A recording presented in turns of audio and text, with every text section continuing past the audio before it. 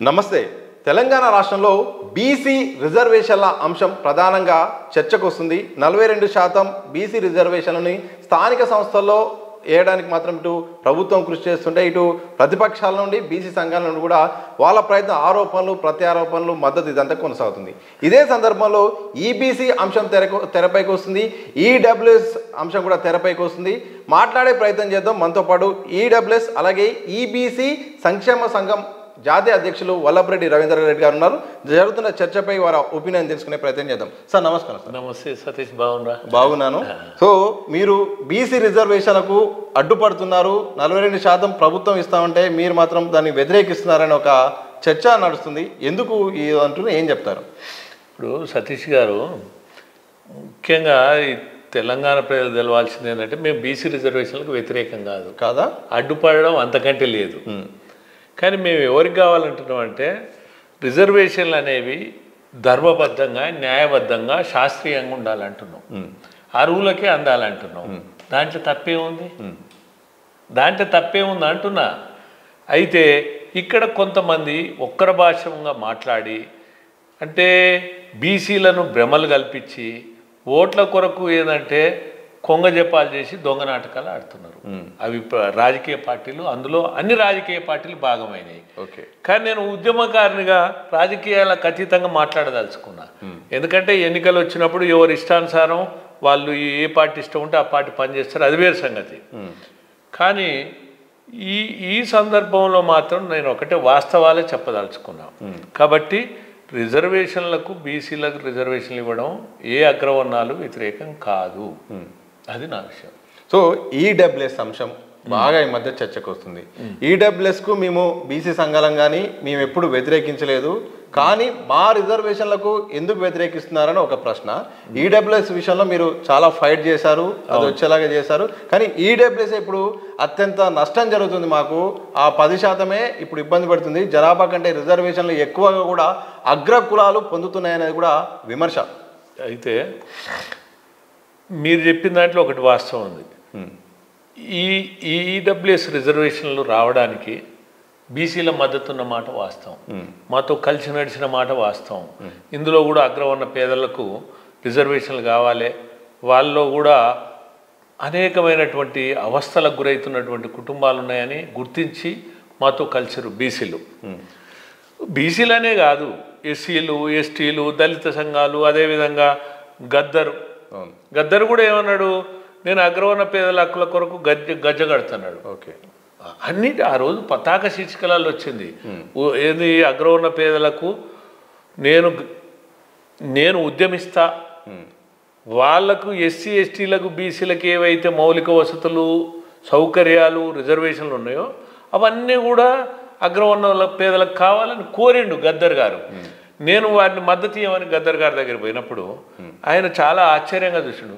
అదేంద్రో పోయి అందరేమో ఎమ్మెల్యేలు కావాలి, ఎంపీలు కావాలి, ఎమ్మెల్సీలు కావాలి, రాజకీయ నాయకులు కావాలని నా దగ్గరికి వస్తారు, నువ్వేమో మా వాళ్ళకు హాస్టల్ కావాలి, స్కాలర్షిప్లు కావాలి, ఫీ రియంబర్స్మెంట్ కావాలి, ఫ్రీ ఎడ్యుకేషన్ కావాలి, స్టడీ సర్కిల్ కావాలి, కార్పొరేషన్ కావాలి, కమిషన్ కావాలి, వెల్ఫేర్ డిపార్ట్మెంట్, ఇవన్నీ కావాలని వచ్చినావు అని అంటూ నాకు నచ్చినవు నువ్వు అన్నాడు.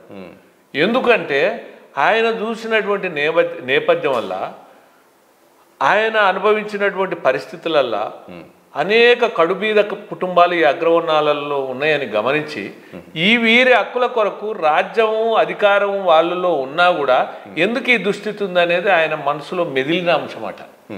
కానీ దీని మీద నేను పోవడం ఆయనకు చాలా సంతోషంగా అనిపించింది. దీని మీద నేను పోరాటం చేయడం సంతోషం అనిపించి, అరే అందరు పదవుల కొరకు పరుగు పందెం పెడుతుంటే నువ్వు ఈ పేదలకు కావాలి, ఈ అగ్రవర్ణ పేదలకు అనడం చాలా మంచి అంశం, నీ ఎంట నేను గజ్జ కడతా అన్నాడు అని మద్దతు ఇచ్చాడు.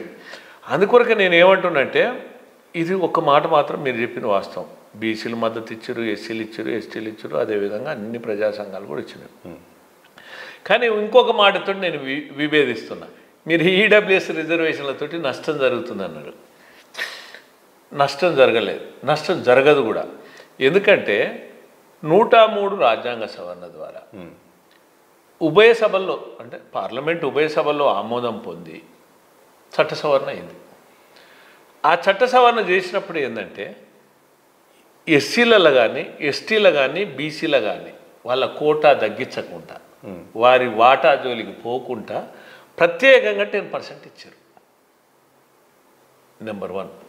నెంబర్ 2, అవసరం అనుకుంటే సూపర్ మెమరీ అంటే ఇంకా పోస్టులు క్రియేటివ్ చేసి విద్యలో కానీ ఉద్యోగాలు ఏదన్నా ఉండని అట్లయినా ఇవ్వాలి. కానీ వీరిని మాత్రం వీరి దాంట్లో మాత్రం చొరబడడానికి వీల్లేదు, వీరి వాటాను ముట్టుకోవడానికి వీల్లేదు.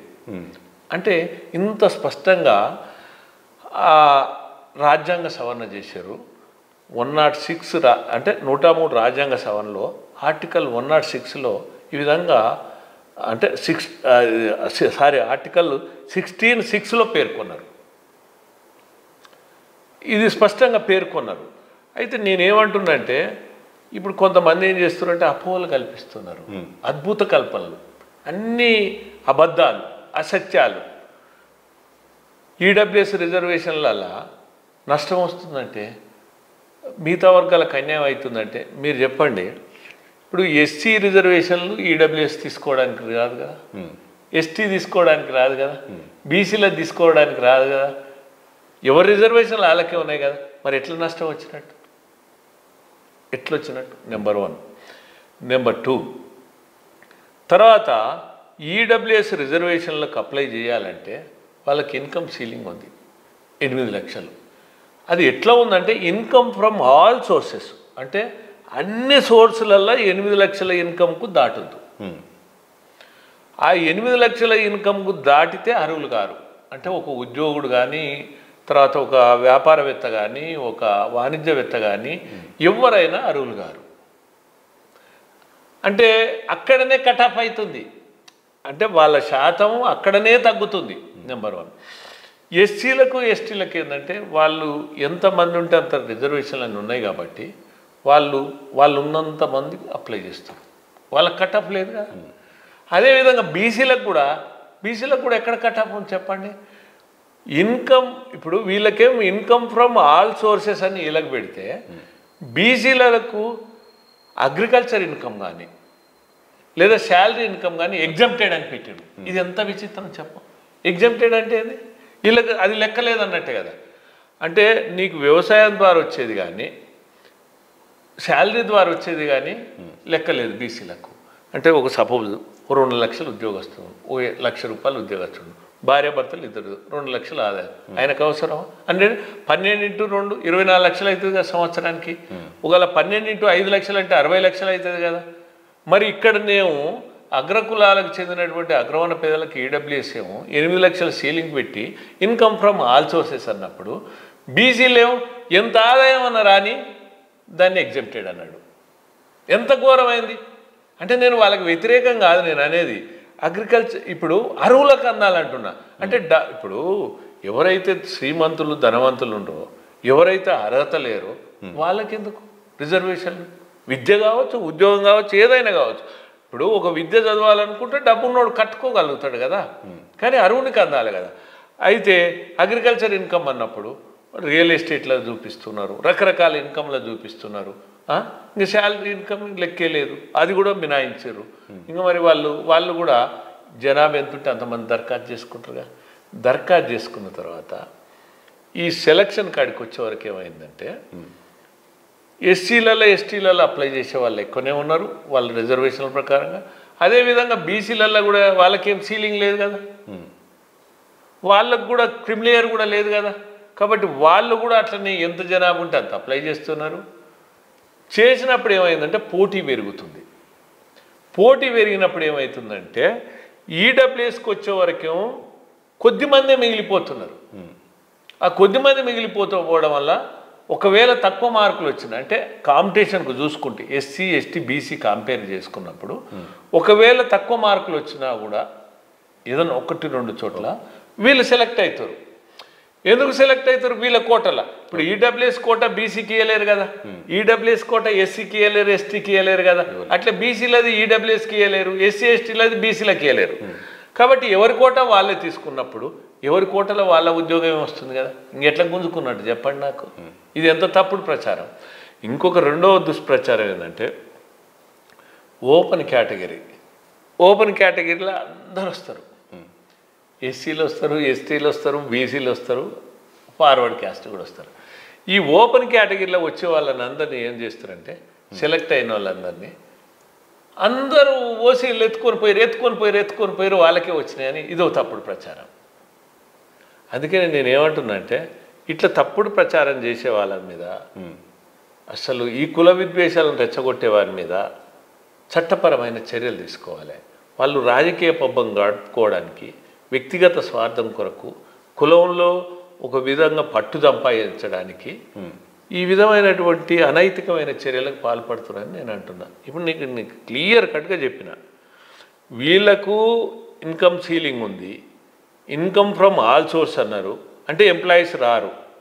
ఏది ఈడబ్ల్యూఎస్లో. బీసీలల్లా ఎంప్లాయీస్కి మినహాయింపు అన్నాడు, అగ్రికల్చర్ ఇన్కమ్ మినహాయింపు అన్నాడు. అంటే అందరు వస్తారు కదా, అందరు వచ్చినప్పుడు కాంపిటీషన్ పెరుగుతుంది కదా. ఇప్పుడు 27% రిజర్వేషన్లు ఉన్నాయి, జనాభా 50% ఉందని మనమే చెప్తున్నాం, 52 అని కొంతమంది చెప్తున్నారు, 56 అని చెప్తారు. ఏ లెక్కలని ఉండని అంటే ఉన్నోళ్ళంతా దరఖాస్తు చేసుకుంటారు కదా. అంటే దీన్ని ఈ విధంగా తప్పుడు ప్రచారం చేయడం కరెక్ట్ కాదంటున్నారు. ఈడబ్ల్యూఎస్ విషయంలో ఇంకొక చర్చ ఏంటంటే 50% కట్ ఆఫ్ అనేది సుప్రీంకోర్టు నిబంధన ప్రకారం ఉంది, కానీ కేంద్రం మాత్రం 10% అదనంగా ఇస్తుంది. అలాంటప్పుడు నిబంధన అయిపోయింది. ఇక 50% నిబంధన లేనప్పుడు బీసీ రిజర్వేషన్లను ఎందుకు సుప్రీం అడ్డుకుంటుంది, చాలామంది కూడా ఎందుకు అడ్డుతోలుతున్నారు అనేది కూడా ఒక ఆరోపణ.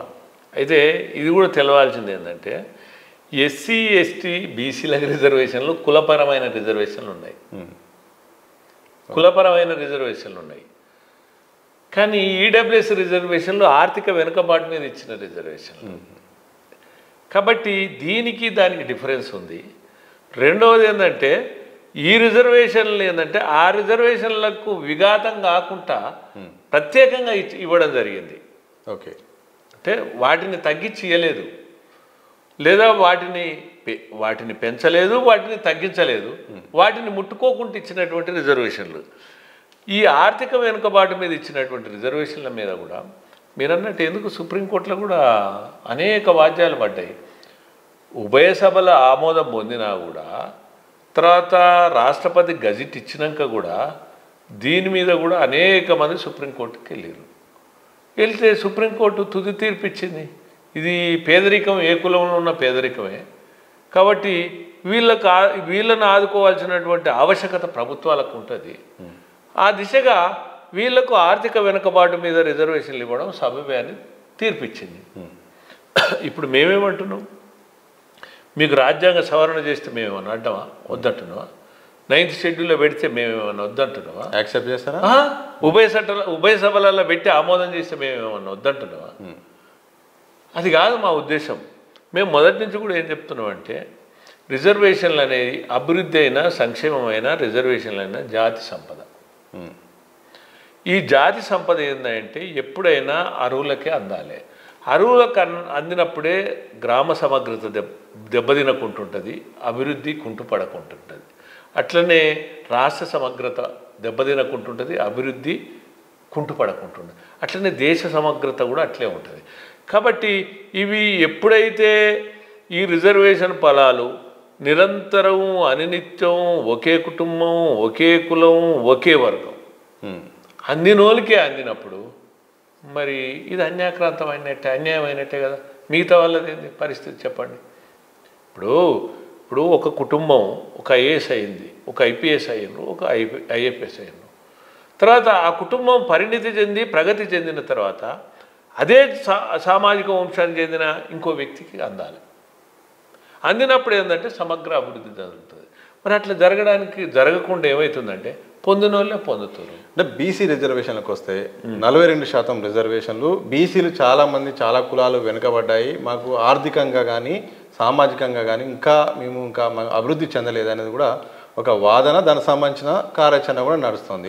సో మీకున్న అభిప్రాయం ఏంటి? బీసీలకు నిజంగా అన్యాయం జరుగుతుందా, ఆర్థికంగా వెనుకబాటు ఉన్నదా, లేకపోతే బీసీల్లో ఎవరికి న్యాయం జరగాల్సిన అవసరం ఉందా? అది మీరు మంచి ప్రశ్న. ఎందుకంటే బీసీలలో వెనుకబాటు ఉన్న మాట వాస్తవమే, బీసీలకు అన్యాయం జరుగుతున్న మాట కూడా వాస్తవమే. దాంట్లో కూడా ఏం తేడా లేదు. కానీ ఇక్కడ ఎక్కడ జరుగుతుందనంటే ఇప్పుడు మీరు చూడండి, సంచార జాతులు ఉన్నారు, అదేవిధంగా ఎంబీసీలు ఉన్నారు. ఇప్పుడు కుమ్మరి, కమ్మరి, వడ్రంగి, చాకలి అనేక కులాలు ఇట్లనే, తర్వాత సంచార జాతులు కూడా అనేక వాళ్ళు. వీళ్ళు ఇప్పటి వరకు వార్డు మెంబర్ కాలేదండి. అంటే 136 కులాలల్లో ఒక 5-6 కులాలు తప్ప 130 కులాలు అసలు ఏ ప్రాతినిధ్యం పొందలేదు. అంటే వాళ్ళకి అన్యాయం జరుగుతున్నట్టే కదా. అందుకనే అంబేద్కర్ కూడా ఏమన్నాడంటే, ఫలితం పొందని, ప్రయోజనం అందని, ప్రాతినిధ్యం అందని వర్గానికి ఫలితం చేకూర్చమన్నాడు. అంటే దాని అర్థం ఏంటంటే, సమానత్వం రావాలంటే ఏ వర్గానికి ఫలితం కావాలో ఆ వర్గానికి ఫలితం అన్నాడు. మరి అట్లా కాకుండా ఈ రిజర్వేషన్ ఫలాలు పొందినోళ్ళే పొందడం, 5-6 కులాలే పొందడం ఎంతవరకు కరెక్ట్? అది దీనివల్ల సామాజిక సమతుల్యం దెబ్బతిన్నదా? అంటే మిగిలిన వర్గాలకు అన్యాయం జరుగుతున్నట్టు కదా. మరి ఈ వర్గాల పక్షాన ఇప్పటికి కూడా నాకు బహు విచిత్రంగా ఉందండి. ఇప్పుడు మేము మహమేధావులు అనుకునే బీసీ సంఘాలు కానీ, తర్వాత ఇటీవల కొంతమంది ఎస్సీ ఎస్టీ సంఘాలు కూడా మాట్లాడుతున్నాయి. సరే, మాట్లాడడం వల్ల తప్పులేదు. అదేవిధంగా రాజకీయ పార్టీలు అంటే ఓట్ల కొరకు వాళ్ళు అన్నీ అసత్యంగా అబద్ధంగానే మాట్లాడుతున్నారు. సరే వాళ్ళది. కానీ ఈ సామాజిక దృక్పథంతో ఉన్నటువంటి ఈ కుల సంఘాలు కానీ, ఈ ప్రజా సంఘాలు కానీ, మరి ఈ అణగారిన వర్గాలైనటువంటి ఎంబీసీల గురించి ఎందుకు మాట్లాడతలేరు? ఎంతసేపు ఉన్న బీసీలకు రిజర్వేషన్లు అంటారు కానీ, బీసీలలో అణగారిన వర్గాలైనటువంటి ఎంబీసీలకు అన్యాయం జరుగుతుంది, ఎంబీసీలకు రిజర్వేషన్లు అందాలని ఎందుకు మాట్లాడతలేరు అంటున్నా. అదేవిధంగా సంచార జాతుల గురించి ఎందుకు మాట్లాడతలేరు? వాళ్ళకైనా ఇప్పుడు ఒకప్పుడు మందకృష్ణ ఉద్యమం చేసిండు వర్గీకరణ, దాంట్లో మేము కూడా పాల్గొన్నాం, మేము కూడా మద్దతు ఇచ్చాం. ఎందుకు ఏమని ఉద్యమం చేసిండు? అదే మా వల్ల ఇప్పుడు ఎస్సీలని మా దాంట్లో మాలలకే ఎక్కువ మేలు జరుగుతున్నది, మాదిగలకు అన్యాయం జరుగుతుంది, కాబట్టి ఏదైనా కానీ సామాజిక ఫలాలు, రిజర్వేషన్ ఫలాలు అందరికీ అందాలి అనే ఉద్దేశంతో వర్గీకరణ ఉద్యమం చేశాం. కానీ ఆ ఉద్యమాన్ని నేను తప్పుపడతలేదు, చాలా గొప్ప ఉద్యమం, అందుకనే అందరూ ఆమోదించారు.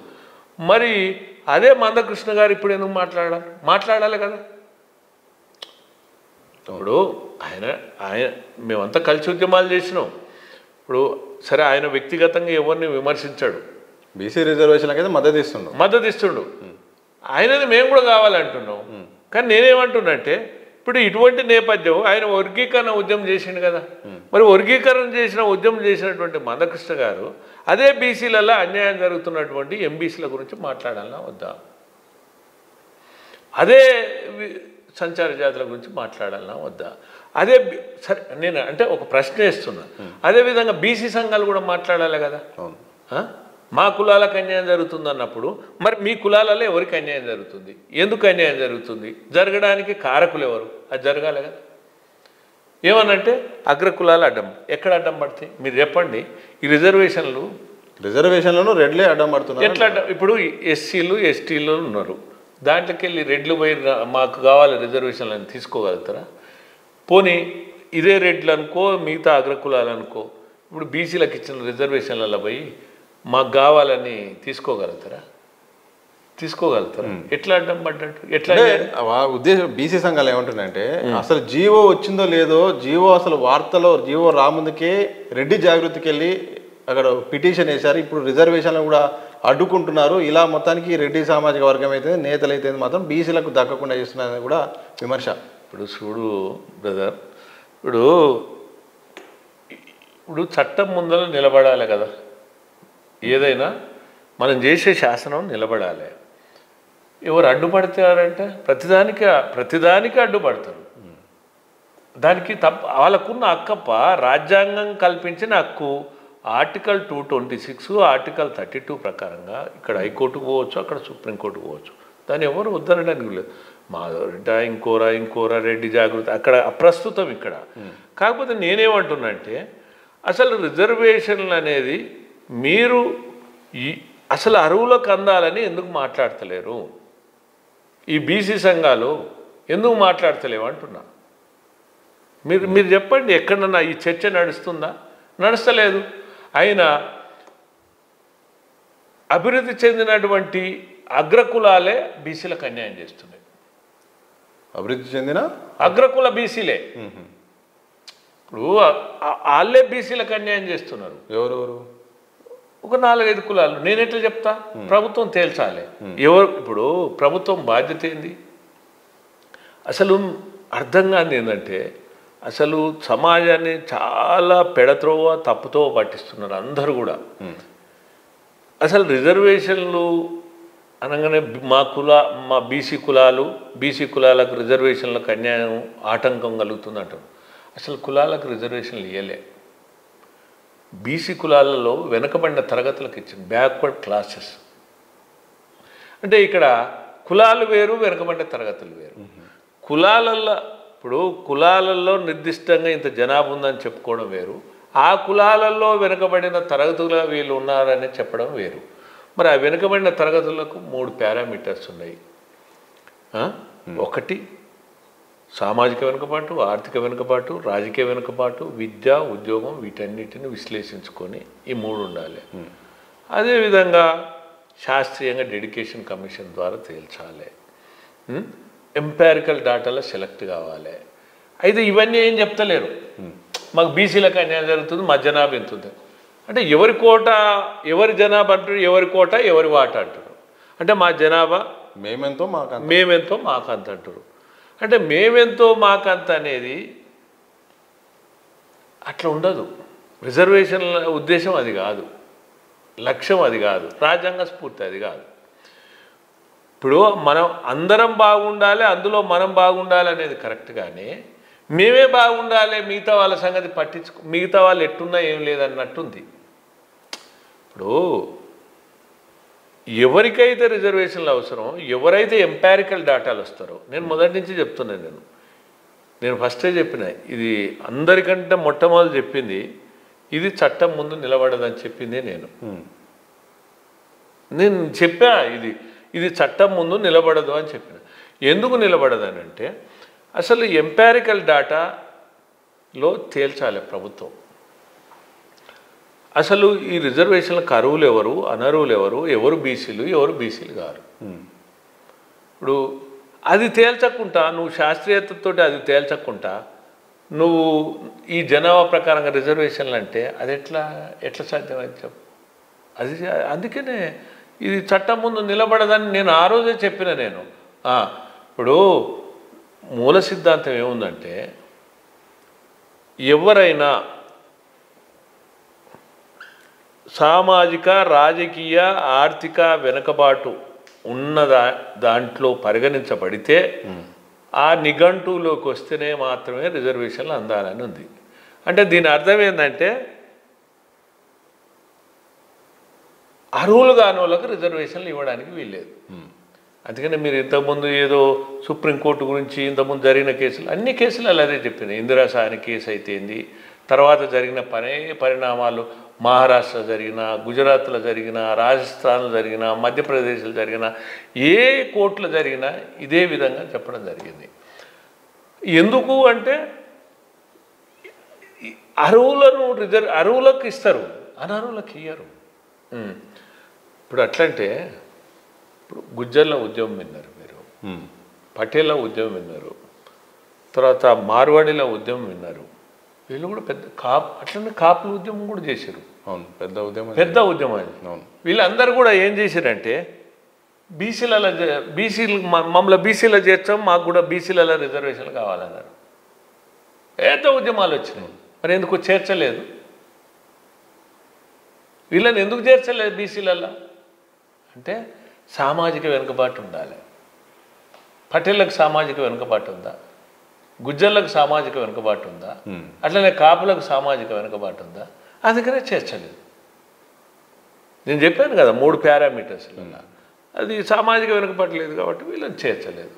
అందుకనే వాళ్ళు తర్వాత వచ్చినటువంటి నేను పెట్టించిన ఈడబ్ల్యూఎస్ రిజర్వేషన్లు ఏవైతున్నాయో, నేను పోరాడి సాధించిన ఈడబ్ల్యూఎస్ రిజర్వేషన్లు ఇప్పుడు అందరూ వచ్చారు. అందుకనే ఏదైనా కూడా రాజ్యాంగ వ్యతిరేకంగా ఉంటే చెల్లనేరదని నేను మొదటి నుంచి చెప్పుకుంటూ వస్తున్నా. ఇక మద్దతు గురించి మాట్లాడదాం. మద్దతు విషయానికి వస్తే మాత్రం మీకు బీసీ సంఘాల నుండి ఇంతకుముందు మీరన్నారు, ఎస్సీ ఎస్టీ మిగతా సంఘాల నుండి కూడా రాజకీయ నాయకులు కూడా ఈ బీసీల కోసం నిజంగా అగ్రకులాల్లో చాలా మంది కూడా పేదలు ఉన్నారు, వాళ్ళకి న్యాయం జరగాల్సిందని వాళ్ళు స్టేట్మెంట్ ఇస్తున్నారు, మీకు మద్దతు కూడా నిలిచారు. కానీ మీరు ఈబీసీ మీ సంఘానికి సొంత ఈబీసీ సంబంధించిన అగ్ర రాజకీయ నాయకులు పెద్ద నేతలే మద్దతు లేదు, ఎందుకు? అంటే ఇది ముమ్మాటికి నిజమే. ఇప్పుడు నేను ఎందుకంటే నేను 2001 నుంచి 3 వరకు తెలంగాణ ఉద్యమంలో ఉన్నా. అంతకుముందు నేను ఎస్సీ ఎస్టీ బీసీ హక్కుల మీదనే నేను పోరాటం చేసినోడిని. బీసీలకు హాస్టల్స్ కావాలి, స్కాలర్షిప్స్ కావాలి, వాళ్ళకు వెల్ఫేర్ డిపార్ట్మెంట్లో ఎక్కువ నిధులు కావాలి, వాళ్ళకు ఫ్రీ ఎడ్యుకేషన్ కావాలి, అనేక ఉద్యమాలలో ప్రత్యక్షంగా పాల్గొన్నాను నేను. తర్వాత నేను ఉద్యమాల ద్వారానే ప్రేరణకు గురయ్యి నేను 2003లో ఈబీసీ సంఘం స్థాపించడం జరిగింది. అందుకని నేను ఈబీసీ సంఘం అంటే కూడా ఆర్థికంగా వెనుకబడిన వర్గం, రెడ్డి జాగృతి అలాంటిది ఏం కాదు, ఇది కులాలకు అతీతంగా పెట్టిన.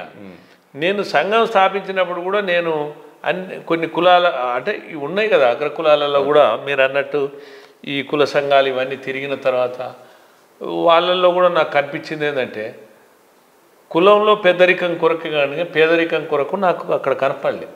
ఓకే, కాబట్టి అది కరెక్ట్ కాదని నేను ఈ ఉద్యమం స్టార్ట్ చేసినప్పుడు కూడా మీరు అన్నట్టు మిగిలిన వర్గాలే మనకు సహకరించినాయి, కానీ ఈ అగ్రకులాలకు చెందినటువంటి రాజకీయ నాయకులు రాలే. మేము పెట్టిన సభలకు కానీ సమావేశాలకు కానీ అప్పుడంతే ఇప్పుడంతే సాహసించడానికి కూడా ధైర్యం చేయలే, అట్లా చేయకపోయేది. అంటే వాళ్ళు ఎంతసేపు ఉన్నా కూడా పాలన అంటే వాళ్ళకు అధికారం ఉంది, ఓకే, కాబట్టి వాళ్ళకు పేదరికం అనేది గుర్తు రాలేదు, ఆధిపత్యం ఉంది చేతుల. ఇక అందరినీ ఇప్పుడు అన్ని ఎస్సీలను ఎస్టీలను బీసీలను అన్ని కులాలను అదే పాటు అగ్రకులాలని ఓట్లప్పుడు అందరిని ఉపయోగించుకొని ఆ తర్వాత ఈ అగ్రవర్ణ పేదల బాధలు పట్టించుకోలేదు. నేను అందుకే ఎందుకు చెప్తున్నంటే మీరు చూడండి, ఈ రాష్ట్రంలో కానీ ఈ దేశంలో కానీ ఎస్సీలు జనాభే, ఎస్టీలు జనాభే, బీసీలు జనాభే, అగ్రకులాలు కూడా జనాభే కదా. మరి ఎస్సీలకు ఎస్టీలకు బీసీలకు వాళ్ళకు అన్నీ ఉన్నాయి, స్కాలర్షిప్స్ ఉన్నాయి, ఫీ రియంబర్స్మెంట్ ఉంది, ఫ్రీ ఎడ్యుకేషన్ ఉంది, స్టడీ సర్కిల్ ఉన్నాయి, కార్పొరేషన్ ఉంది, కమిషన్ ఉంది, వెల్ఫేర్ డిపార్ట్మెంట్ ఉంది, గురుకుల పాఠశాలలు ఉన్నాయి, అన్నీ ఉన్నాయి. అయితే వాళ్ళకి ఎందుకు ఉన్నాయి అనేది కదా, వాళ్ళకు ఉండాల్సింది ఇంకా మంచిగా ఉండాలి.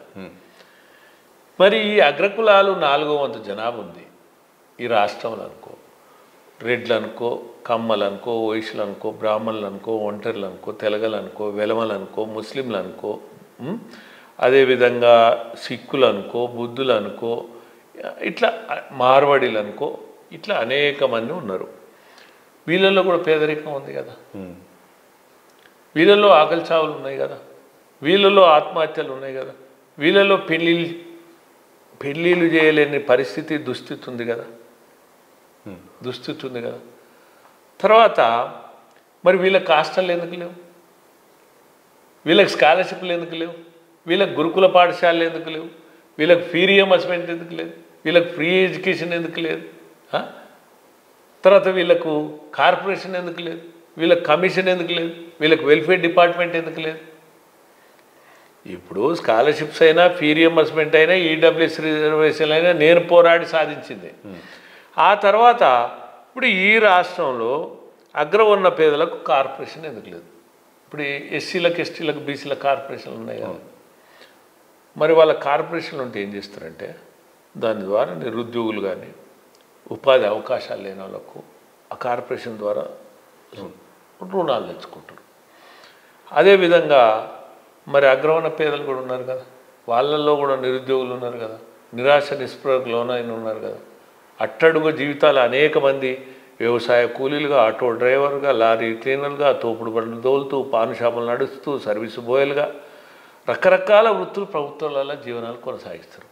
మరి వీళ్ళకి ఎందుకు కార్పొరేషన్ లేదు? ఇది అగ్ర కుల నేతల్ని ఒక కీలకమైన పోషణ ఉన్న రాజకీయ నాయకుని అడిగినప్పుడు మీకు వచ్చిన ఆన్సర్ ఏంటి మరి? చెప్తా. అంటే అట్లనే కార్పొరేషనే కాకుండా కమిషన్, ఇప్పుడు ఎస్సీలకు కమిషన్ ఉంది, ఎస్టీలకు ఉంది, బీసీలకు కమిషన్ ఉంది, మరి వీళ్ళకి కూడా ఉండాలి కదా. వీళ్ళకు కూడా అసలు పేదరికం ఎవరు ఉండరు, ధనవంతులు ఎవరు ఉండరు, వీళ్ళకి ఎవరికి రిజర్వేషన్లు అవసరం, వీళ్ళలో అభివృద్ధి ఎవరికి ఉంది, అభివృద్ధి నోచుకొని కుటుంబాలు ఏ విధంగా ఉన్నాయి, వీళ్ళ స్థితిగతులను అధ్యయనం చేయాలి కదా. తర్వాత వీళ్ళను ఇప్పుడు కమిషన్ ఉన్నదనుకో, వీళ్ళని ఎవరైనా అగౌరవపరిస్తే దాన్ని చట్టపరంగా చర్యలు తీసుకోవడానికి ఉంటుంది. ఇప్పుడు ఎస్సీలకు ఎస్టీలకు బీసీలకు ఉంది కదా, మరి వీళ్ళకి ఎందుకు ఉండకూడదు? అట్లా లేదు. వెల్ఫేర్ డిపార్ట్మెంటు ప్రతిదానికి సంక్షేమ శాఖ ఉంది, ఎస్సీలకు ఉంది, ఎస్టీలకు ఉంది, మరి వీళ్ళకి ఎందుకు లేదు సంక్షేమ శాఖ? ఉండాలి కదా. అంటే నేను ఏమంటున్నంటే ఈ ప్రభుత్వాలు మీరు అంటే ప్రతి వాళ్ళు ఏమంటారు, అన్ని అగ్రకులాలకే పదవులకే పనులకే సీట్లు అన్నీ అంటున్నారు. మరి వీళ్ళకున్నాయా? కనీసం పేద పిల్లలకు హాస్టల్ ఉండొద్దా? మరి కార్పొరేషన్ ఉండొద్దా? కమిషన్ ఉండొద్దా? వెల్ఫేర్ డిపార్ట్మెంట్ ఉండొద్దా? Study circle. ఇప్పుడు ఒక ఐఏఎస్, ఒక ఐపీఎస్, ఒక ఐఏఎఫ్ఎస్ చదవాలన్నప్పుడు వాడు పేద విద్యార్థి ప్రతిభ ఉండి చదువుకుని వచ్చుకోడు. మరి స్టడీ సర్కిల్ ఉంటే దాంట్లో చదువుకోగలుగుతాడు. మరి వీళ్ళకి ఎందుకు లేవు స్టడీ సర్కిల్? గురుకుల పాఠశాలలు ఎందుకు లేవు? మరి వీటి గురించి ఏ ప్రభుత్వం ఎందుకు చేయలేదు? ఇది అగ్రకులాలే అన్నారు మీరు ప్రభుత్వాలు, మరి ఎందుకు చేయలేదు? వీటి గురించి ఎందుకు అడగరు? ఎవరు ఎందుకు అడగరు అంటున్నా. అయ్యో వీళ్ళకి అన్యాయం జరుగుతుంది, ఈ అగ్రవర్ణ పేదల గురించి ఎందుకు మాట్లాడతలేరు? మా మీద నిందలేస్తారు, అపనిందలేస్తారు, అగ్రకులం అని ముసుగు తొడుగుతారు. అగ్రకులం అనే ముసుగు తొడిగి అభివృద్ధికి దూరం ఉంచి అవకాశాలు దక్కకుండా చేస్తారు. అంటే కులం కూడు పెడుతుందా మాకు? చెప్పు, పెట్టదా? ఎట్లా పెడుతుంది? సృష్టించబడ్డ కులం, పిలువబడే కులం, అందరికి ఉన్నట్టు ఈ కులం ఉంది. సరే, మళ్ళా అది కాకుండా ప్రతి వ్యక్తికి ఆత్మగౌరవం ఉంటుంది, ప్రతి కులానికి ఆత్మగౌరవం ఉంటుంది. ఎదుటి కులాలను దూషించకూడదు, ప్రేమించాలి, అభిమానించాలి, ద్వేషించకూడదు. ఇదేంది ఇక్కడ? ఇదెక్కడి గౌరవం? ఇదెక్కడి అవమానం? ఏమనంటే అగ్రకులం అని ముసుగు తొడగడం ఏంది? అవేమన్నా కిరీటాలా? అవేమన్నా మాకేమన్నా ఆభరణాలా? అంటే నేనేం చెప్పదలుచుకున్నట్టే అంబేద్కర్ గారు అంత క్లియర్గా చెప్పిండు. ఉన్నోడు లేనోడు రెండే కులాలు అన్నాడు. అభివృద్ధి చెందాలంటే ఆర్థికంగా ఎదిగినవాడు, ఆర్థికంగా లేనివాడిని, ఎదిగినవాడు దరికి తీర్చకపోతేనే సమగ్ర అభివృద్ధి అవుతుంది అన్నాడు. అదే ఈ రిజర్వేషన్లు కూడా ఆ రోజు అంబేద్కర్ ఎన్ని సంవత్సరాలు పెట్టిండు అనుకుంటున్నాం? ఆర్టికల్ 334 ప్రకారంగా 10 సంవత్సరాలకు రిజర్వేషన్లు పెడుతూ దాన్ని సమీక్ష చేయమన్నాడు, రివ్యూ చేయమన్నాడు. మరి ఎందుకు చేయలేదు అంటే ఇప్పుడు అంబేద్కర్ తప్ప, అంబేద్కర్ ఆనాడు ఏమో ఆశయంతో పెట్టిండు? ఈ అస్పృశ్యత, ఈ అంటరానితనం, ఈ సామాజిక వెనుకబాటు ఇవన్నీ ఉన్నాయి కాబట్టి వీళ్ళకి రిజర్వేషన్లు కావాలని పెట్టాడు. మరి పాలకులు ఏం చేశారు? మార్పు తెచ్చిరా? మంచి చేసిర్రా? అభివృద్ధి చేసిర్రా? అభివృద్ధి చేస్తే 78 ఏళ్ళు అయింది, అవే రిజర్వేషన్లు ఇప్పటివరకు కొనసాగుతున్నాయి. కానీ రిజర్వేషన్లు ఎవరు కోరుకుంటారండి? నీకు అన్ని సౌకర్యాలు ఉన్నప్పుడు రిజర్వేషన్లు నువ్వు కోరుకుంటావా? ఒక మనిషిగా లేదు, ఏ మనిషి అయినా కోరుకుంటాడా చెప్పండి?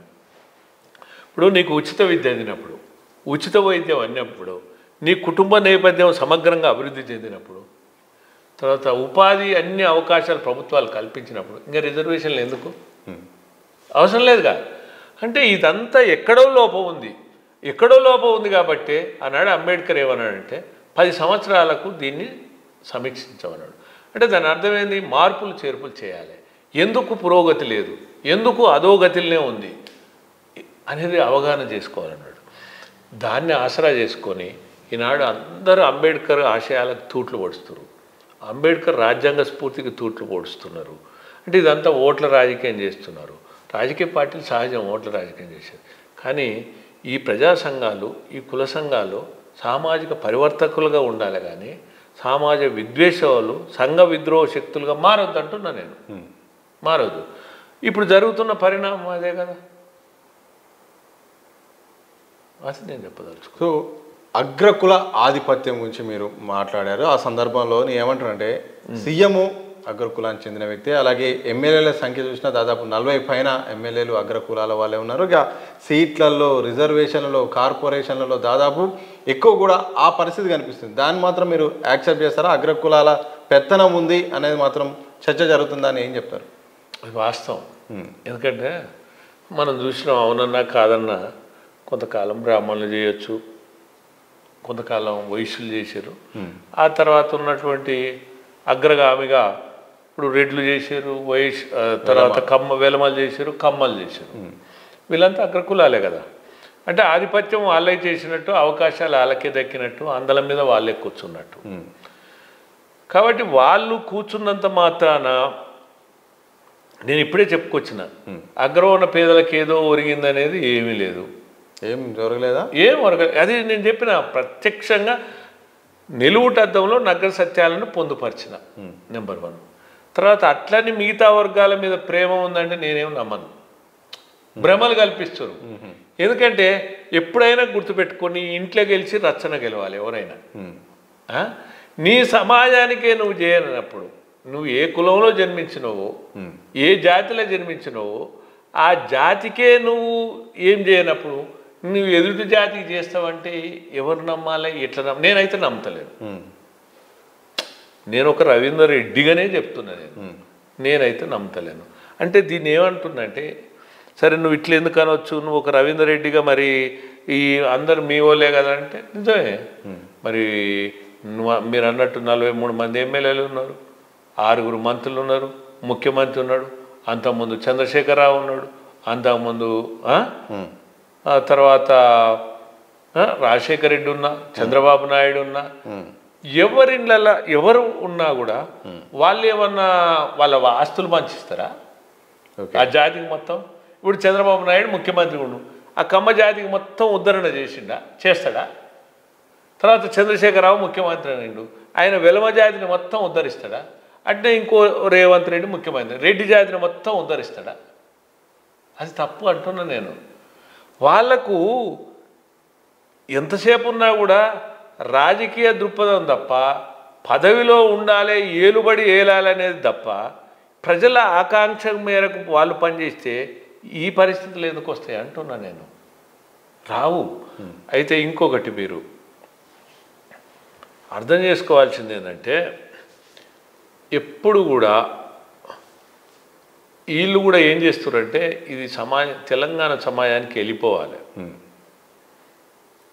ఈ రాజకీయ నాయకులు ఏం చేస్తారంటే, స్థానిక సంస్థలలో రిజర్వేషన్లు అనేది ఒకటి తీతర మీదకి వచ్చింది.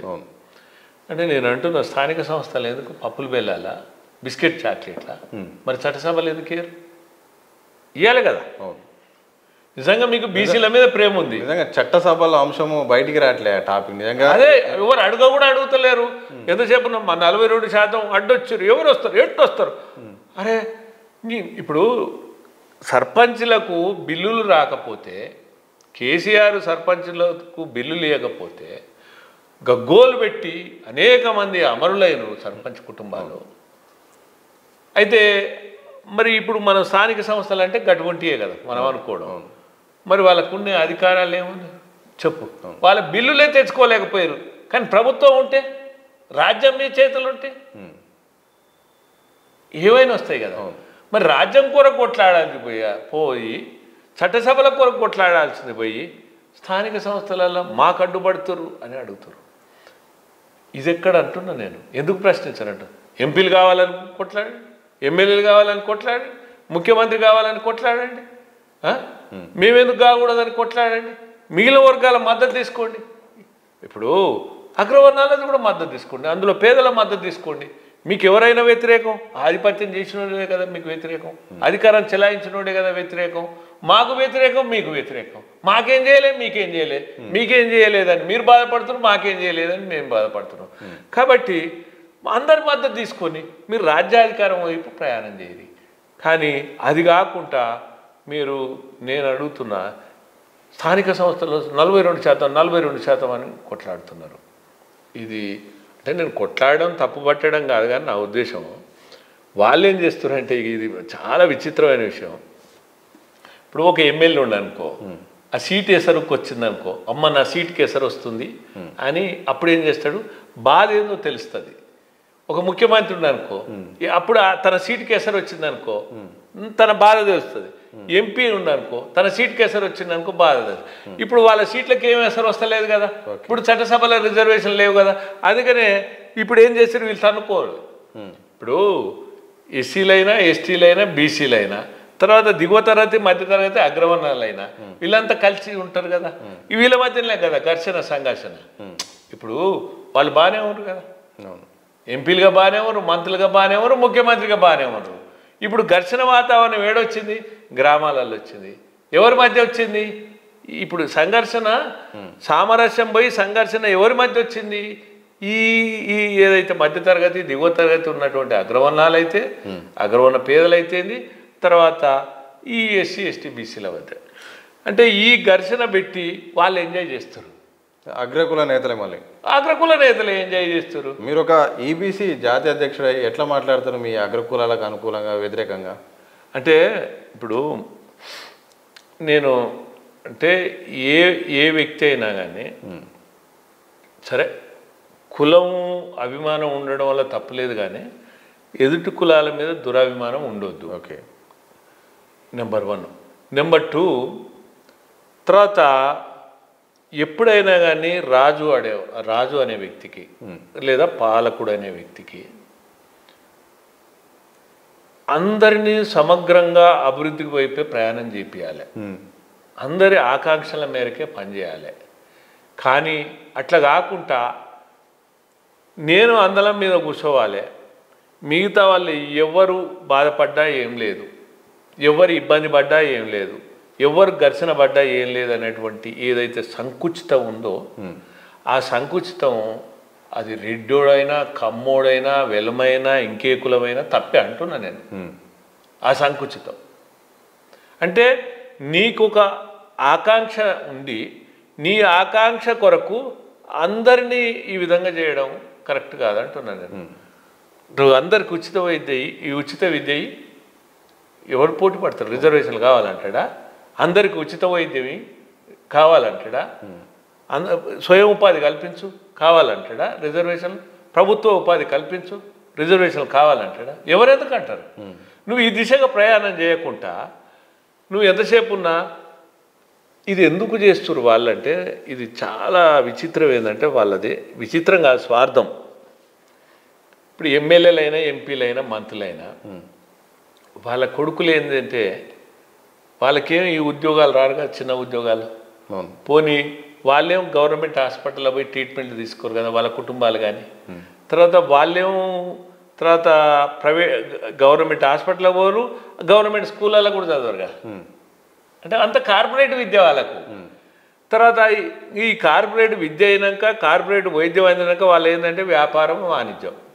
వ్యాపారం వల్ల రాణిస్తారు, వాణిజ్యం వల్ల రాణిస్తారు. ఎందుకంటే అధికారం ఉంది కదా. ఈ అధికారం తర్వాత ఏం చేస్తారు? రాజ్యాధికారం, మళ్ళా రాజ్యం, మళ్ళీ రాజ్యం అంటే రాజకీయ ఆధిపత్యం కావాలి. అంటే ఎంతసేపు ఉన్నా కూడా ఇప్పుడు తన చుట్టే తిప్పుకుంటుండు రాజకీయ ఆధిపత్యాన్ని కూడా. ఇక తదుపరి రాజకీయమే కదా కావాల్సింది ఇప్పుడు. కాబట్టి నేనేమంటున్నంటే వాళ్ళు రాజకీయ ఆధిపత్యం కొరకు ఆడుతున్నటువంటి క్రీడ ఏది? అగ్రకుల నాయకులు అంటున్నా.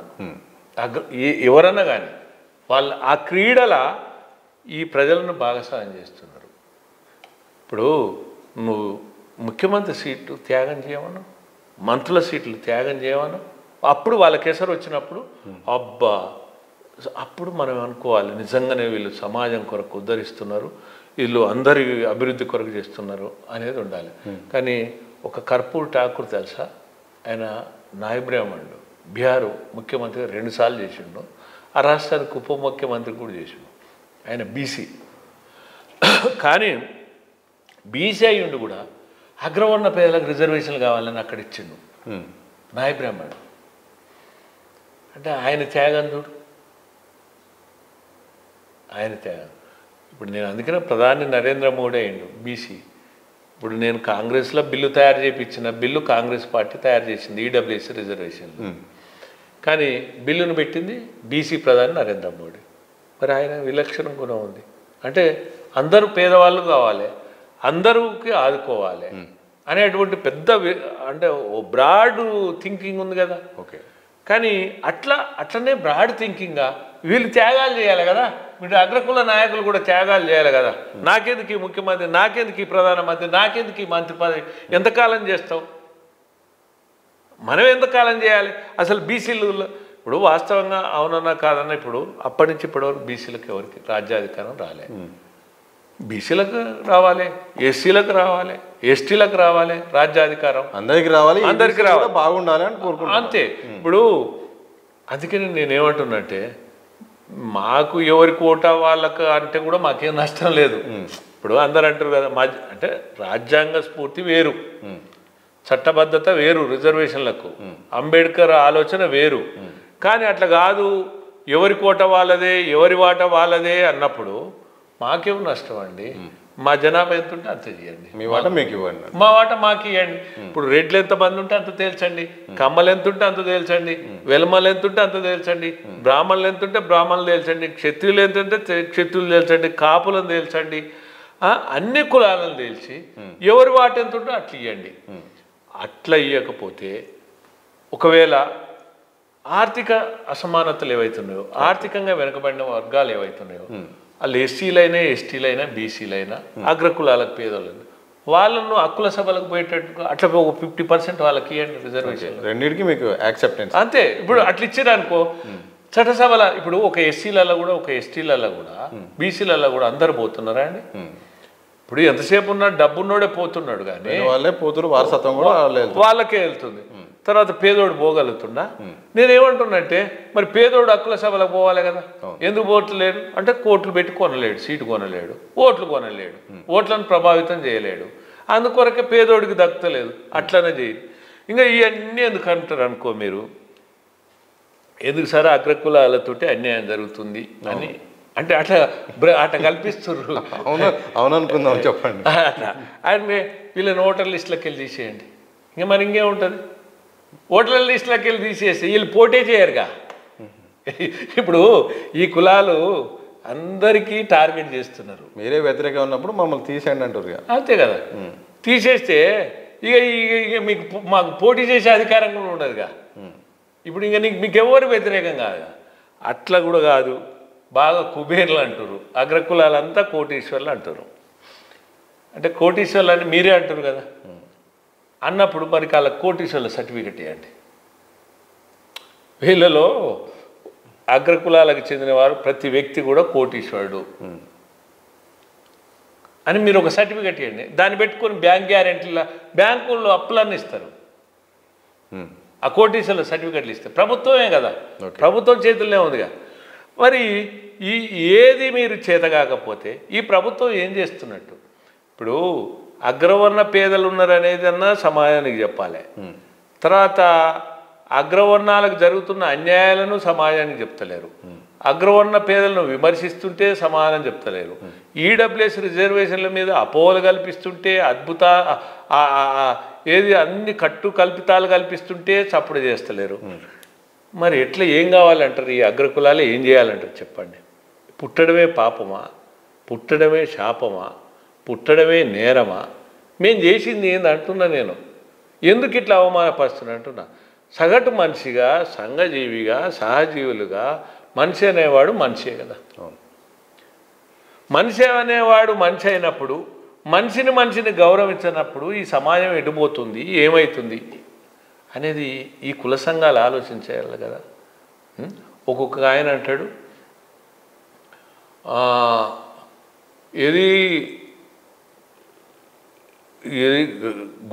ఇది రంపల్లతో పోయాలంటాడు, ఇంకోటి గండ్రగొడ్డల్లో తీసుకొని పోయి అంటాడు. ఇట్లా రకరకాల అంటే నేను ఎవరిని కూడా విమర్శించదలుచుకోలేదు. నేను అంటే నాకు జ్ఞానం అడ్డం వస్తుంది కాబట్టి విపరీతమైనవి దూషణలు చేస్తున్నారు, వ్యక్తిగత దూషణలు చేస్తున్నారు. కానీ అయినా కానీ నేను వారు చేస్తున్నారని నేను ప్రతి దూషణలు చేయదలుచుకోలేదు. కానీ నేను ఒక్కటి మాత్రం అందరికి సవాల్ చేస్తున్నాను. నేను మీరు ఏమాత్రం మనిషిని గౌరవించదలుచుకున్నప్పుడు, ఈ మనిషిగా అభిమానించదలుచుకున్నప్పుడు మీ టంగును మీ కంట్రోల్లో పెట్టుకోండి, మీ నాలుకను మీరు కంట్రోల్లో పెట్టుకోండి. అంటే నువ్వు మాట్లాడితే అవతలోడు మాట్లాడలేడు అనేది కాదు. అది అసమర్థతో, బలహీనతో భయపడేో కాదు. ఎవరు ఎందుకు భయపడతారు? భయపడరు. కానీ మాట్లాడినంత మాత్రాన భయపడి ఊపుకుంటున్నారు అనేది కాదు ఇక్కడ. కానీ జ్ఞానవంతంగా బ్రతకాలని మేము కోరుకుంటున్నాం. అజ్ఞానంగా మాట్లాడకూడదని మేము ఆలోచిస్తున్నాం. అందుకొరకు నేనేమంటున్నా అంటే కొంతమంది మహామేధావులు అని చెప్పుకునే వాళ్ళకు కూడా నేను చెప్తున్నాను, మీరు అద్దు మీరు మాట్లాడొద్దు, అనాలోచితంగా మాట్లాడొద్దు, అనవసరంగా ఈ రాష్ట్రంలో విద్వేషాలు రెచ్చగొట్టొద్దని నేను చెప్తున్నాను. తర్వాత నేను చెప్పిన అగ్రకుల నాయకుల గురించి చెప్పిన కదా మీకు, స్పష్టంగా చెప్పిన. వాళ్ళకు సంకుచితం ఉందని చెప్పిన, నేనే చెప్తున్నా. సంకుచితం లేకపోతే మరి చట్టసభలు కావాలంటారు, స్థానిక సంస్థలు ఎందుకు ఇస్తా అంటారు? ఏమన్నా చట్టసభల మేమేం అడ్డమా? మేము కూడా మద్దతు ఇస్తాం. అంటే మేము బాగుండాలి, మళ్ళీ మా వారసులు రావాలి, ఎమ్మెల్యేలైనా ఎంపీలైనా మా వారసులే రావాలి. కానీ ఇక్కడికి వచ్చే వరకేమో ఈ చిన్న చిన్న విషయాలకు వచ్చే వరకేమో వీళ్ళు కొట్టుకొసావాలి. తర్వాత ఇంకొక విషయం, తర్వాత నేను వెళ్ళాక చెప్పలే ఏంది, ఈ రిజర్వేషన్లు ద్వారా బీసీలకి అన్యాయం చేస్తున్నారు అనే దాని మీద నేను విపులీకరించలే. ఎందుకు? అది అంటే విపులీకరించలే. నేను వెళ్ళాక చెప్పాను కదా, నేను ఏ అగ్రకులాలు కానీ ఏ రెడ్లు కానీ బీసీ రిజర్వేషన్లకు అన్యాయం చేస్తలేమని చెప్పానా? బీసీలే చేస్తురు అనేది చెప్తున్నా. ఓకే, అది ఎట్లంటే నేను చెప్పడం కాదు, కానీ 2017 జస్టిస్ రోహిణి కమిషన్ వేసారు. ఈ రోహిణి కమిషను అంటే వివిధ పార్టీల ఒత్తిడి అనుకో, తర్వాత ప్రభుత్వం మీద ఒత్తిడి వచ్చినటువంటి బీసీ సంఘాల ఒత్తిడి అనుకో, ఆ ఒత్తిడి మేరకు జస్టిస్ రోహిణి కమిషన్ వేస్తే రోహిణి కమిషన్లో స్పష్టంగా చెప్పడం జరిగింది, 97% అంటే 2022లో వాళ్ళు రిపోర్ట్ ఇచ్చారు, కేంద్ర ప్రభుత్వం వేసింది జస్టిస్ రోహిణి కమిషన్, 97% రిజర్వేషన్ ఫలాలు 25% మంది పొందుతారు. తర్వాత ఆ 25%లో ఉన్నటువంటి వాళ్ళు 3% మంది మాత్రమే ఈ రిజర్వేషన్లు అగ్రగామిగా తీసుకుంటారు. ఓకే, అంటే 97% రిజర్వేషన్లు 25% మందికి అందితే అందులో 3% మంది అగ్రగామిగా ఆ రిజర్వేషన్లు పొందుతారు. అందరికీ రావట్లేదు. అంటే ఇది ఎంత అన్యాయం, ఎంత దుర్మార్గం, ఎంత దిగుత్సాకరం. ఇప్పుడు రిజర్వేషన్ ఫలాలు అందరికీ అందాలి కదా. ఓకే, అంటే ఇప్పుడు సుమారు నేను అనుకుంటున్నా, ఇప్పుడు భారతదేశానికి వస్తే ఆనాడు కేల్కర్ కమిషన్ 3743 కులాలుగా, అంటే కేల్కర్ కమిషన్ అనంతరం తేల్చినాయి, అంటే అవి 4 నుంచి 5,000 వరకు కులాలుగా పోవచ్చు. అందులో కొన్ని కులాలు మాత్రమే, అంటే 3% ఉన్నటువంటి కులాలు మాత్రమే 97% రిజర్వేషన్ ఫలాలు పొందుతున్నారు అని అంటే ఇది ఎంత అన్యాయం చెప్పు. మరి అందాల్సిన బీసీలకు అందుతున్నాయా? మరి బీసీలకు ఎవరు అన్యాయం చేస్తారు? బీసీలలో ఓసీలు ఓరుగా నేను చెప్పడం కాదు, జస్టిస్ రోహిణి కమిషన్ చెప్పింది. ఓకే, అయితే దాని మీద ఎవరు ఎందుకు కొట్లాడతలేరు? ఇప్పుడు సోకాళ్ళు ఎవరైతే మేము బీసీలకు అన్యాయం అంటారు కదా, మరి జస్టిస్ రోహిణి కమిషన్లో చెప్పిన విధంగా ఈ బీసీలకు కొన్ని కులాలే ఉపయోగించుకుంటూనే మిగిలిన కులాలకు అన్యాయం జరుగుతుందని ఎందుకు కొట్లాడరు అంటున్నా. అందులో ఎంబీసీలకు అన్యాయం జరుగుతుందని చెప్పిండ్రు, అణగారిన వర్గాలైనటువంటి సంచార జాతులకు అన్యాయం జరుగుతుంది. మరి వాళ్ళ పక్షాన్ని ఎందుకు పోట్లాడు? నేను ఒక వల్లప్రెడ్డి రవీందర్ రెడ్డిగా నేను ఇది ఎంబీసీలకు సంచార జాతులకు మాట్లాడితే చాలా సంబరపడుతుండ్రు. నాకు బీసీలు కూడా చాలా అసలు మద్దతు. అరే మా గురించి మా బీసీలు మాట్లాడతలేరానా? మమ్మల్ని వెలివేసినట్టు మాట్లాడుతున్నారన్నా, మా కనీసం సబ్జెక్టు కూడా తీసుకొస్తలేరన్నా. ఓకే, మీరు తీసుకొస్తున్నారు సంచార జాతులని. అట్లనే అదేవిధంగా నేను ఇటీవల కాలంలో బీసీలలో ఎవరైతే అనర్హులు ఉన్నారో వాళ్ళను శాస్త్రీయంగా తేల్చి ఎంపారికల్ డేటాలో ఎవరు వస్తే వాళ్ళనే ఉంచమంటున్నాం. దానికి కూడా చాలామంది ఇది నిజమైంది అని అంటున్నారు. అంటే మనం వాస్తవాలను మాట్లాడకపోతే ఒక ఉద్యమకారునిగా మనం కూడా భ్రమలు కల్పించే మాటలు కల్పిస్తే నేను కూడా రాజకీయ నాయకున్నట్టే కదా. ఓకే, ఇప్పుడు రాజకీయ నాయకుల మాటల తీరు, మత్తు కలిగిన బీరు, మురికి గుంటల నీరు 3 సమానంగానే ఉన్నాయి. ఇప్పుడు మళ్ళీ సార్ చెప్పండి. అంటే ఎందుకు చెప్తున్నంటే ఇప్పుడున్న పరిస్థితులలో ఒకప్పుడు రాజకీయాలు చేసిన వాళ్ళు ఏంటంటే అంటే సామాజిక కోణంలో చూసి సమగ్ర అభివృద్ధి జరగాలని ఆకాంక్షించేవాళ్ళు. ఇప్పుడు ఏమైందంటే వాళ్ళ మాటలకు చేతలకు పొంతన లేదనేది దాని మీద రాజకీయ నాయకుల మాటల తీరు, మత్తు కలిగిన బీరు, మురికి గుంటల నీరు 3 సమానమైన అంటున్నాను. ఇంట్రెస్టింగ్. అందుకనే నేను కూడా ఇప్పుడు నేను కూడా అందరిలాగా రెచ్చగొట్టాలంటే రెచ్చగొట్టవచ్చు, భ్రమల కల్పించే మాటలు మాట్లాడాలంటే మాట్లాడచ్చు. కానీ అట్లా మాట్లాడితే నేను కూడా ఒక రాజకీయ నాయకుని కింద నేను లెక్కకు వస్తాను. అందుకని ఉద్యమకారిని ఎట్లయితా? కాబట్టి నేను ఉద్యమకారినే ఉండదలుచుకున్నా. ఉద్యమకారులు కూడా వాస్తవాలు చెప్పమని చెప్తున్నాను నేను. సో ఫైనల్గా తెలంగాణ రాష్ట్రంలో స్థానిక సంస్థల ఎన్నికల్లో బీసీ రిజర్వేషన్లతో 42% వెళ్ళడం అనేది సాధ్యమా, ఛాన్సెస్ ఉన్నాయా? పార్టీ పరంగా వెళ్తే ఎట్లుంటుందో షార్ట్కట్లో ఒక ఆన్సర్ చెప్పండి. ఏం లేదు అంటే నేను ఏదైనా వాస్తవాలు చెప్తే వ్యతిరేకం అనుకోవద్దు. నేను చట్టం గురించే చెప్పిన, మొట్టమొదలే చెప్పిన. ఎప్పుడే ప్రభుత్వానికి అధికారం లేదు, 42% రిజర్వేషన్లు ఇస్తానే అధికారం లేదు. పార్టీ పరంగా చెప్పుకోవచ్చు, ఇవ్వచ్చు.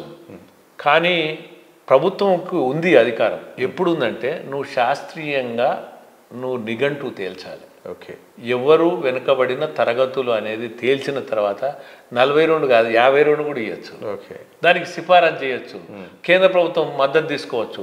ఉభయ పార్లమెంట్లలో బిల్లు పెట్టవచ్చు. తర్వాత అప్పుడు కూడా కేంద్ర ప్రభుత్వం కూడా గత్యంతరం లేకుండా అది ఒప్పుకుంటుంది. కానీ నువ్వు రిజర్వేషన్లకు వెనుకబడిన తరగతుల జాబితా ఎవరు అర్హులు ఎవరు అనర్హులు అని చేర్చినవా? మీరు చెప్పండి. ఇంత కుల జనాభా ఉందన్నారు కానీ అసలు ఎవరు రిజర్వేషన్లకు వస్తారు ఎవరు రారు అనేది ఎవరన్నా తొలగించిన కులాలు ఉన్నాయా? బీసీలకు మన చేసిన శాస్త్రీయత చేసిందంట. పోనీ ఎవరైనా కొత్త కులాలను చేర్చిరా? మరి కొత్త కులాలను చేర్చలేదు, అనర్హులను తీయలేదు, ఉట్టినే కుల జనాభా చేసి ఈ రిజర్వేషన్లు అంటే అది ఎట్లా చట్టం ఉందని నిలబడుతుంది? అందుకనే అది నిలబడదు. అది నిలబడదు, అది సాధ్యం కాదు. సరే మీరేమన్నారు 42 కాదు 50% పైన మన బీసీలు ఉన్నారు. ఇప్పుడు 18,200 సుమారు, అంటే అటు ఇటు ఉండొచ్చు. అంటే 2018 ఎన్నికలలో కౌన్సిలర్లకు, తర్వాత వివిధ ఎంపీటీసీలు, జెడ్పీటీసీలు యావత్ రాష్ట్రం వల్ల తెలంగాణ రాష్ట్రాన్ని విషయానికి వస్తే ఉన్నారు. అందులో 50% అబోవ్ బీసీలే ఉన్నారు. 50% అబోవ్ బీసీలు ఉన్నారు. ఇంకొక గమ్మతైన విషయం ఏమంటే 90% కొన్ని కులాలే ఉన్నాయి. ఆ బీసీలలో కూడా ఒక 5-6 కులాలే ఉన్నాయి. అందరు లేరు. మరి ఎవరు అన్యాయం చేసినట్టు? బీసీలు చేసినట్ట? అగ్రకుల బీసీలు నిజమైన ఎంబీసీలకు సంచార జాతులకు చేసినట్ట? వాస్తవాలు మాట్లాడితే ఇక జీర్ణించుకోలేకపోతారు. కానీ ఎవరు అన్యాయం చేసినట్టు, ఎవరు అన్యాయం చేసినట్టు, ఎవరు గండ్రగొడ్డలు తీసుకొని కొట్టాలని కొంతమంది చెప్తున్నారు. ఎవరు కొట్టాలి చెప్పండి. అంటే బీసీలే అన్యాయం చేసినట్టు. నేను 2018 ఎన్నికలు చెప్తున్నా. ఇక వీళ్ళు ఇచ్చేది ఏంటండి 42%, 50% పైగా ఉంటే కేవలం 18,000 ఈ అగ్రకులాలకు చెందిన వాళ్ళు 3,000 చిల్లర ఉన్నారు. సంఖ్య కరెక్ట్ అంటే నాకు గుర్తులేదు. 3,000 చిల్లర ఉన్నారు. అంటే ఎక్కడున్నట్టు చెప్పండి? ఈ చట్టసభలలో రాజ్యం ఇచ్చేది వదిలిపెట్టి ఈ స్థానిక సంస్థలన్నీ ఒక బూచి చూపించి దీంట్లో అసలు ఇది అర్థమే లేకుండా అయిపోయింది. ఇది అర్థం లేనిది. అందుకనే ఎట్టి పరిస్థితుల్లో కూడా నాకు తెలిసేందంటే ఇది నిలబడదు. ఓకే, ఇంకొకటి కూడా చెప్తున్నా. ఇదే కాదు, అసలు కరెక్ట్ చేస్తే ఇప్పుడు 23% కూడా చెల్లదు. ఎట్లా చెల్లదు? ఎప్పుడైనా గుర్తుపెట్టుకోవాల్సింది, ఇప్పుడు మొన్న 23% ఇచ్చారు గతంలో, గత ప్రభుత్వం. అయితే అది ఎప్పుడు 2018 ఇచ్చారు. ఇదేంది 2025. అసలు ఎప్పుడైనా రిజర్వేషన్లు ఇవ్వాలంటే బీసీలు ఉన్న చోట బీసీలకి జనాభా చూడాలి, ఎస్సీలు ఉన్న చోట ఎస్సీలు చూడాలి, ఎస్టీలు ఉన్న చోట ఎస్టీలు చూడాలి, అగ్రకులాలు ఉన్న చోట అగ్రకులాలు చూడాలి, ఎవరి శాతం, ఎవరి నిష్పత్తి, ఎవరి అర్హత కూడా తేల్చాలి. తేల్చి లేటెస్ట్ అంటే ప్రస్తుత పరిస్థితుల ప్రకారంగా, అంటే మనం జీవించింది వర్తమానమా, పూర్వమా, అపూర్వమా? ప్రస్తుతం. మరి ప్రస్తుత పరిస్థితుల్లో జనాభా అనుసరించి రిజర్వేషన్లను అనుసరించి రిజర్వేషన్లు ఉండాలి.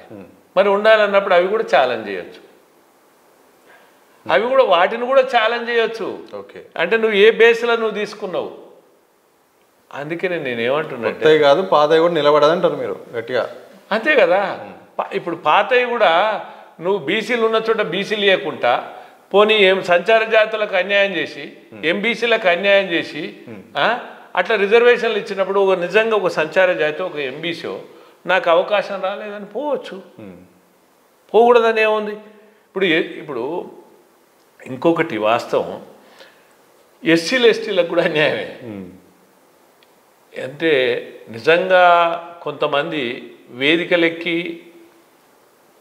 ఏదో మేము బీసీలకు బాసటగుంటున్నాం, మేము బీసీలకు అన్యాయం జరుగుతుంది కాబట్టి మేము బాసటగా ఉంటున్నామని వాళ్ళు అంటున్నారు. ఎక్కడ బాసటగా ఉంటున్నారు అంటే బీసీలకు బాసటగా ఉంటే ఎస్సీలకు అన్యాయం చేస్తారా, ఎస్టీలకు అన్యాయం చేస్తారా? ఇప్పుడు రిజర్వేషన్ల శాతం అనర్హులైనటువంటి బీసీలకు పొందుతారు.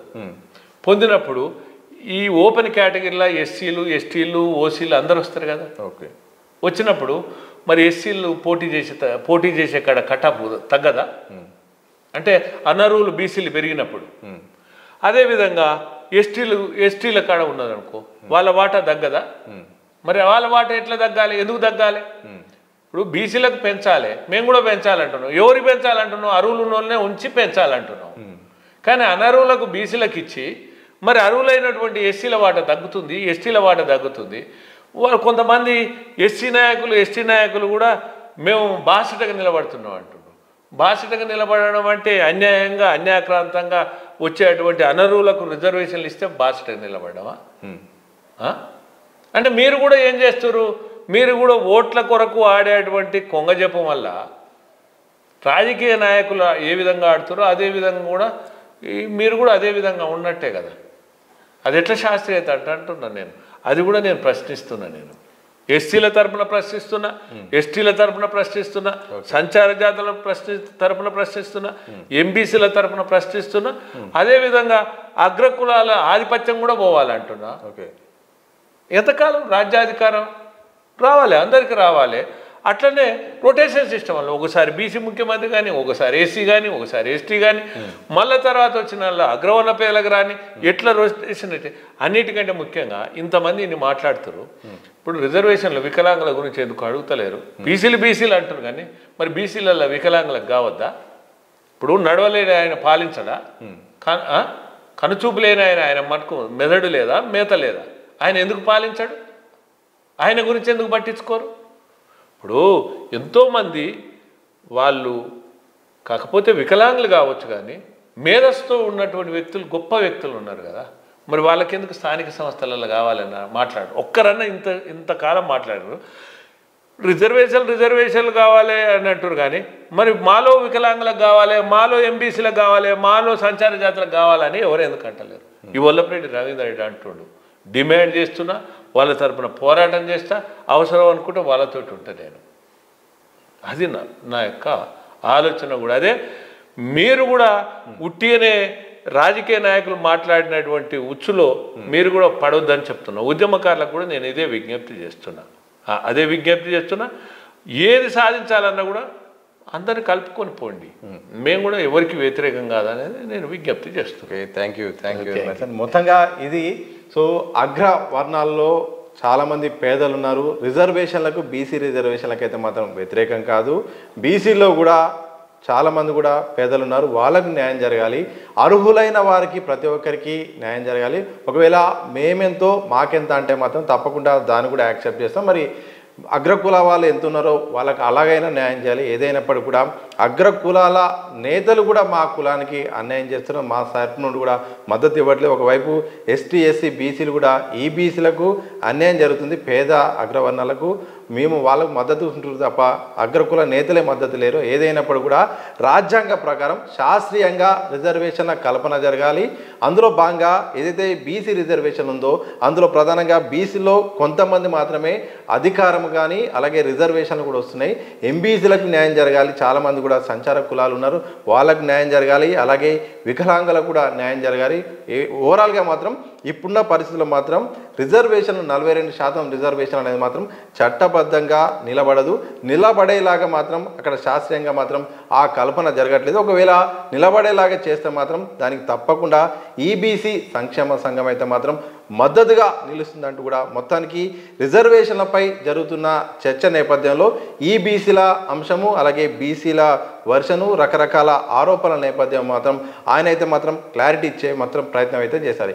ఇది మొత్తంగా ఈబీసీ జాతీయ సంక్షేమ సంఘం అధ్యక్షులు వల్లభరెడ్డి రవీందర్ రెడ్డి గారు అయితే మాత్రం పూర్తిగా జరుగుతున్న చర్చపై ఆయన యొక్క రియాక్షన్ అయితే చెప్పే ప్రయత్నం అయితే చేశారు.